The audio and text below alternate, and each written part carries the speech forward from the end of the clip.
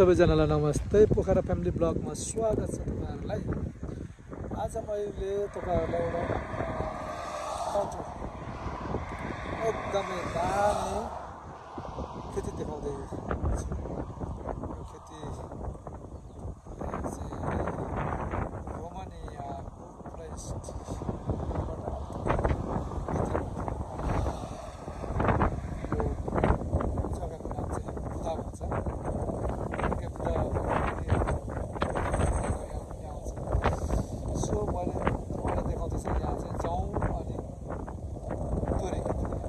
यस्तो बवाल छ म चाहिँ फिदा भए खेती भनेको यस्तो पो हुनुपर्छ रको अनि के भन्छ अरे यसलाई चाहिँ एउटा आशको हिसाबले हेर्न सकिन्छ। व्यवसाय खेती भनेको यसरी गर्दाखेरि बल्ल हुन्छ। हाम्रोतिर चाहिँ यस्तो तरिकाले गरिँदैन।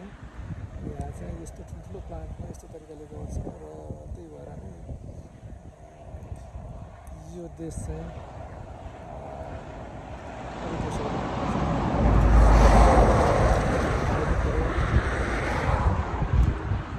खेती किसानले अब चाहिँ अरू कुराहरूले पनि यो देश चाहिँ धेरै अगाडि बढिरहेको छ र कामदारहरू चाहिँ विदेशबाट पनि मस्त बाहिरको देशको मान्छेहरू मस्त मगाइरहेको छ। किनकि यहाँ चाहिँ यस्तो खेती गर्छन् र यहाँबाट मध्य आम्दानी यो सबै जौ खेती हो।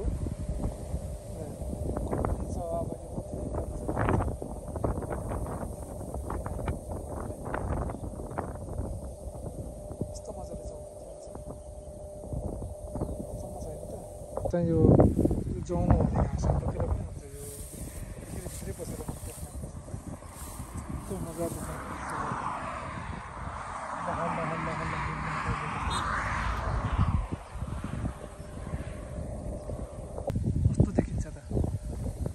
यो यस्तो बवाल देख्दैन त।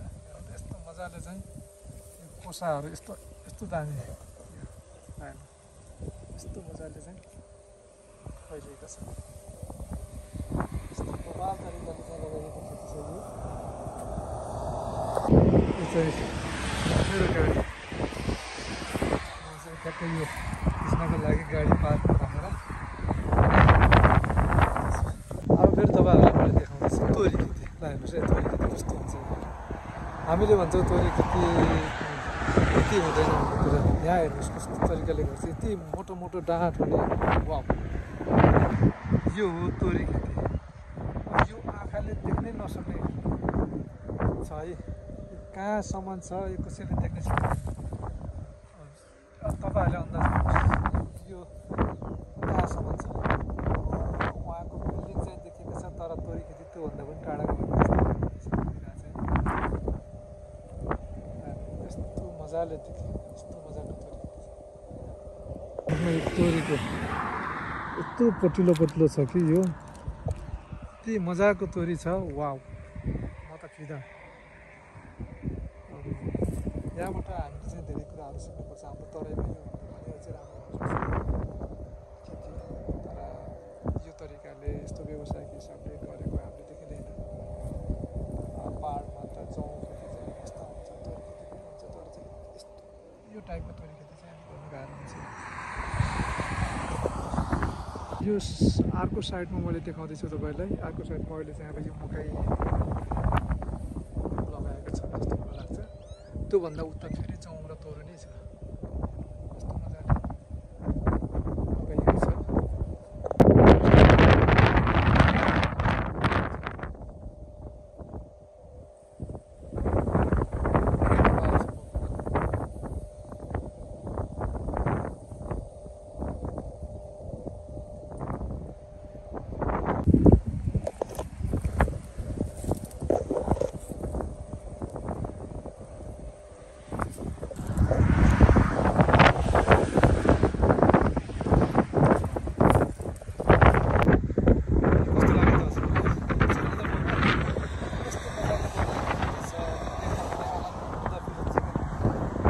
त्यही माथि पनि हावाको लहा लहा होइन त यस्तो मजाको छ यस्तो मजाको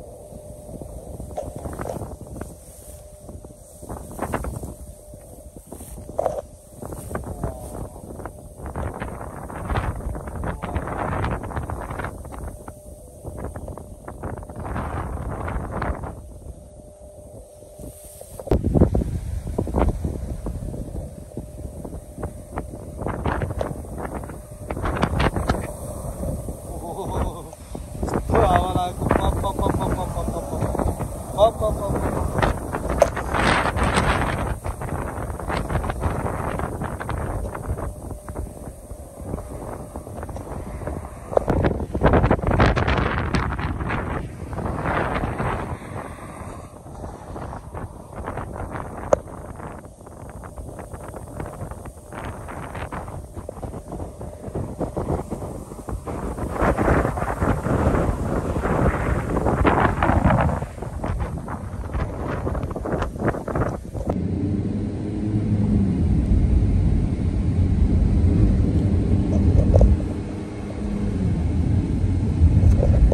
बवाल देखेको छ यस्तो बवाल देखेको छ मेरो गाडी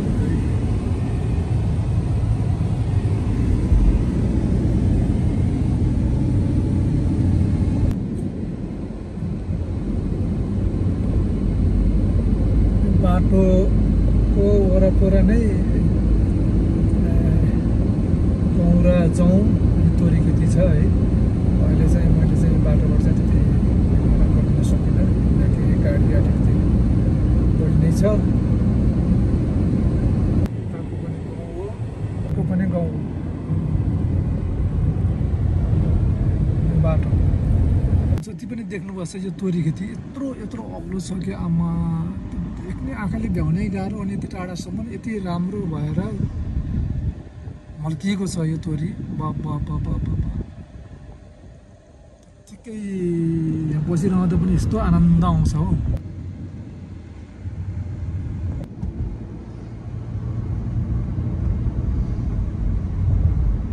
मलाई जहाँसम्म लाग्छ तपाईहरुले पनि यो भिडियो हेरेर इन्जोय गर्नुभएको होला सो म यो सानो सर्ट ब्लगलाई यही अन्त्य गर्न चाहन्छु र अर्को ब्लगसम्मको लागि बिदा पनि हुन्छु हस्ता नमस्ते धन्यवाद।